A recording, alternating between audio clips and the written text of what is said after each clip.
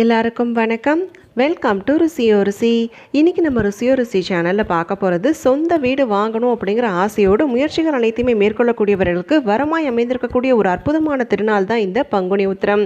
இப்படி இந்த பங்குனி உத்திர திருநாளின் பொழுது எந்த குறிப்பிட்ட கோவிலுக்கு சென்று வழிபாடு மேற்கொள்வதால் சிறப்பான பலன்கள் கிடைக்கப்படும், நம்மளுடைய சொந்த வீடு ஆசை கனவானது நிறைவேறும் அப்படிங்கிறதுக்குண்டான தகவல்களையும், ஒருவேளை கோவில் சென்று வழிபட முடியல அப்படின்னு சொல்லும் பொழுது எந்த குறிப்பிட்ட விஷயத்தை நம்ம வீட்டில் இருந்தபடி மேற்கொள்ளலாம் அப்படிங்கிறதுக்குண்டான எல்லா விதமான தகவல்களை பற்றி தான் நம்ம இன்றைக்கி இந்த பதிவின் மூலிமா தெரிஞ்சுக்க போகிறோம். வீடியோவை எங்கேயுமே ஸ்கிப் பண்ணாமல் பாருங்கள். அப்போ தான் எந்த ஒரு சின்ன தகவலையுமே நீங்கள் மிஸ் பண்ணாமல் தெரிஞ்சுக்க முடியும். இப்போ நம்ம ஸ்டார்ட் பண்ணிடலாம். பொதுவாக சொந்த வீடு மனை அப்படிங்கிறது ஒரு மனிதனுடைய வாழ்நாளில் அவன் எத்தனை தான் சாதனைகள் செய்திருந்தாலுமே அந்த சொந்த வீட்டை வாங்கி அதில் ஒரு 2 நிமிஷம் உட்கார்ந்தா கூட மனசு பார்த்திங்கன்னா அவ்வளோ ஒரு திருப்தியாக இருக்கும். அப்படிப்பட்ட இந்த சொந்த வீடு நிலம் அமைவதற்கு நம்ம எந்த மாதிரியான வழிபாடுகளை மேற்கொள்ளணும், அதுவும் இந்த பங்குனி உத்திர திருநாள் அன்னைக்கு இந்த குறிப்பிட்ட ஸ்தலத்தில் வழிபாடுகள் மேற்கொள்ளும் பொழுது கட்டாயமாக நமக்கு சொந்த வீடு நிலம் அமையும் அப்படிங்கிறத நிறைய பேர் அனுபவப்பட்டு சொல்லியிருக்கிறாங்க. ஸோ இப்போ இந்த பதிவின் மூலயமா நம்ம சொந்த வீடு நிலம் வாங்குவதற்கு இந்த பங்குனி உத்திர திருநாள் அன்னைக்கு எந்த மாதிரியான வழிபாடுகளை மேற்கொள்ளணும், எந்த ஸ்தலத்தில் மேற்கொள்ளணும், எப்படி பரிகாரங்கள் செய்யணும் அப்படிங்கிறத ஒன்றொன்னா பார்க்க ஆரம்பிச்சிடலாம். சொந்த வீடு நிலம் அமைவதற்கு நம்ம வழிபட வேண்டிய கடவுள் யாருன்னு சொல்லி பார்த்தீங்கன்னா பூமிநாதர். இந்த பூமிநாதர் தோன்றியதற்குண்டான வரலாறு என்ன அப்படிங்கிறத தெரிஞ்சுக்கலாம். கட்டாயமாக ஒவ்வொருத்தருமே தெரிஞ்சுக்க வேண்டிய ஒன்று.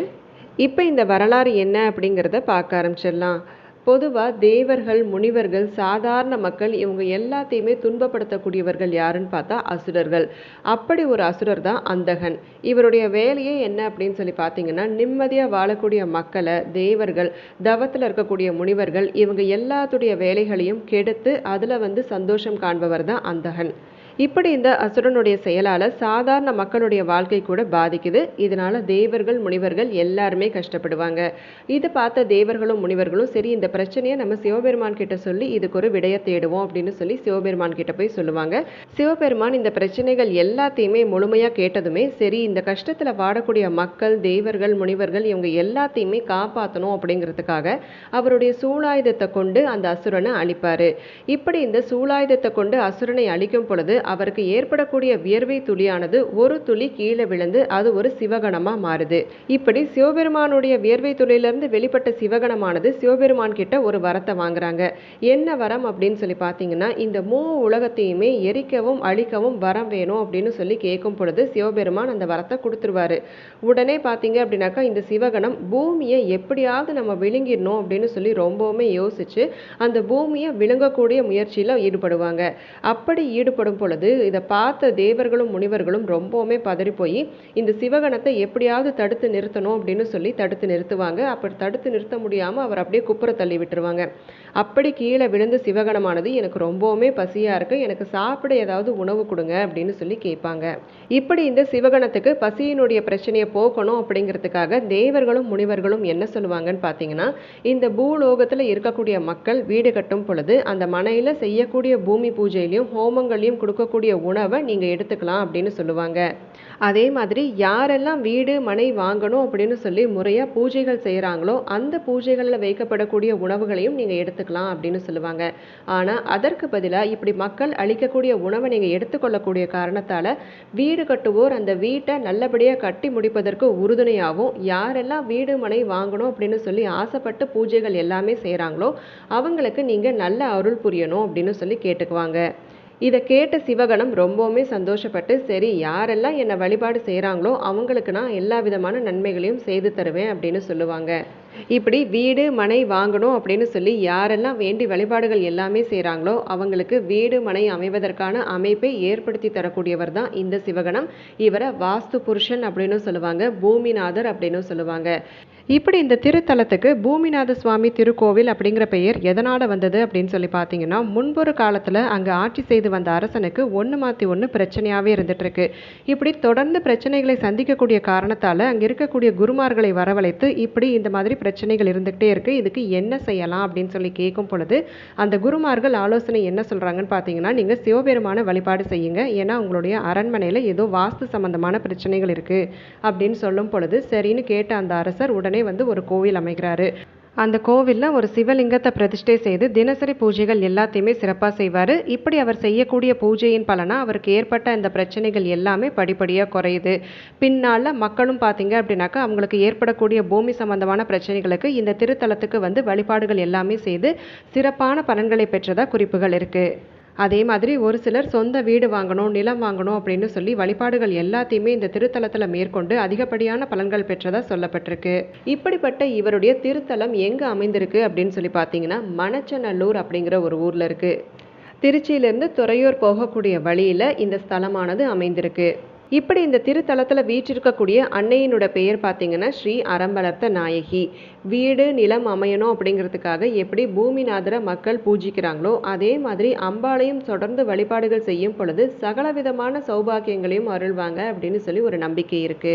இப்படி இந்த திருத்தலத்துக்கு வரக்கூடியவர்களுடைய பிரார்த்தனை என்னவா இருக்குன்னு சொல்லி பார்த்தீங்கன்னா ஒரு சிலர் வந்து நான் நல்லா சம்பாதிக்கிறேன், காசு பணத்துக்கு எந்த பிரச்சனையும் கிடையாது, ஆனால் ஒரு சொந்த வீடு அமைய மாட்டேங்குது அப்படின்னு சொல்லி வேண்டுவாங்க. இன்னும் ஒரு சிலர் பார்த்தீங்கன்னா நான் ரொம்ப கஷ்டப்பட்டுட்டு தான் இருக்கேன், ஆனால் என்னுடைய வாழ்நாளில் எப்படியாவது ஒரு சொந்த வீட்டை வாங்கணும் அப்படிங்கிற ஒரு பிரார்த்தனையோடையும் வராங்க. இப்படி எந்த மாதிரியான பிரார்த்தனைகள் இருந்தாலுமே இந்த குறிப்பிட்ட ஸ்தலத்தில் அமாவாசை தினங்கள்லையும் அமாவாசையும் புதன்கிழமையும் சேர்ந்து வரக்கூடிய தினங்கள்லையும் சிறப்பான முறையில் பூஜைகள் எல்லாமே நடைபெறும். இப்படி இந்த 2 குறிப்பிட்ட தினங்கள்லையுமே அமாவாசை இல்லைன்னா அமாவாசையோடு சேர்ந்து வரக்கூடிய புதன்கிழமைகளில் இந்த திருத்தலத்தில் போயிட்டு நமக்கு இருக்கக்கூடிய பிரச்சனைகள் எல்லாத்தையுமே பூமிநாதர் முன்னாடி முன்வைத்து வீடு நிலம் இதெல்லாம் அமைவதற்குண்டான வாய்ப்பை ஏற்படுத்தி தரணும் அப்படின்னு சொல்லி மனதார வேண்டுனா கண்டிப்பா இதனால பலன் ஏற்படும் அப்படிங்கிறது தான் இந்த ஸ்தலத்தில் இருக்கக்கூடிய ஒரு நம்பிக்கையே.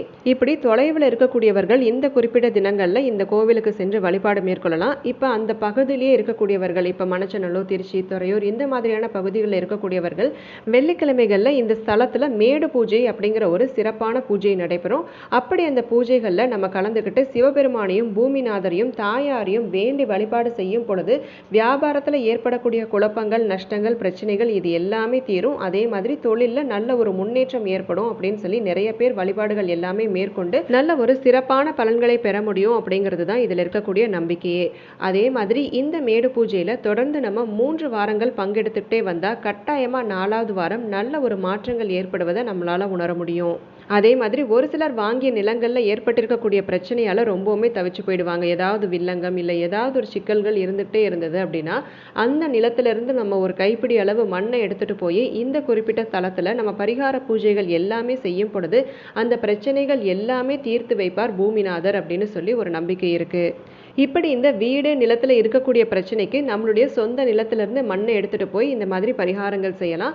அதே மாதிரி வீடு மனை வாங்கணும் அப்படின்னு சொல்லி நினைக்கக்கூடியவர்கள் இந்த தளத்தில் இருக்கக்கூடிய வன்னி மரத்துக்கு கீழே ஒரு கைப்பிடி அளவு மண்ணை எடுத்துட்டு பிரகாரத்தை முழுவதுமே சுற்றி வந்ததுக்கு அப்புறமா எனக்கு ஒரு நல்ல வீடு மனை அமையணும் அப்படின்னு சொல்லி வேண்டி வழிபாடு செய்து அந்த பிடி மண்ணை நம்ம ஒரு மூட்டையாக கட்டி அங்கே இருக்கக்கூடிய மண்டபத்தில் கட்டிடலாம்.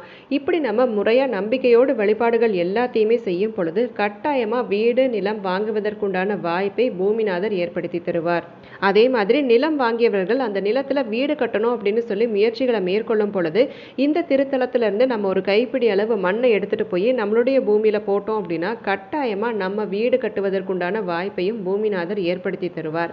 இப்படி இந்த திருத்தலத்துல முருகப்பெருமானுக்குன்னு சொல்லி ஒரு தனியா சன்னதி இருக்கு. இந்த முருகப்பெருமானுக்கு பங்குனி உத்திர திருநாள் அன்னைக்கு சிறப்பான முறையில அபிஷேகங்கள் ஆராதனைகள் எல்லாமே நடக்கும்.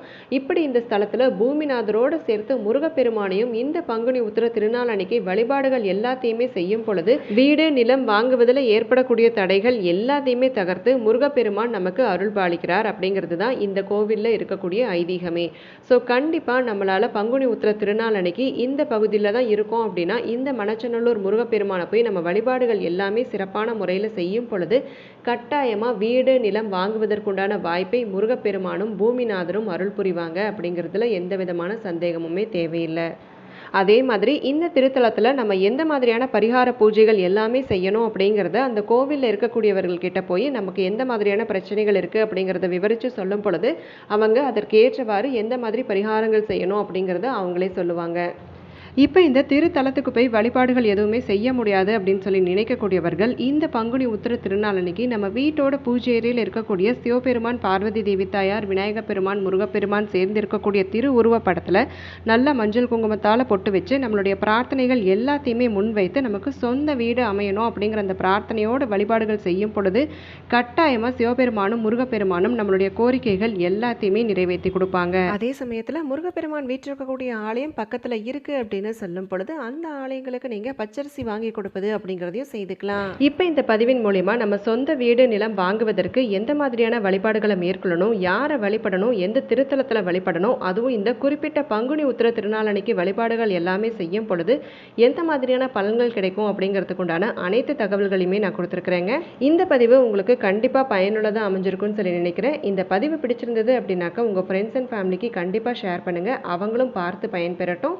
இந்த பதிவை நான் இதோடு இங்கே நிறைவு செய்கிறேங்க. நாளைக்கு மறுபடியும் ஒரு அட்டகாசமான பதிவோடு உங்களை நான் சந்திக்கிறேன். அது வரைக்கும் நன்றி, வணக்கம்.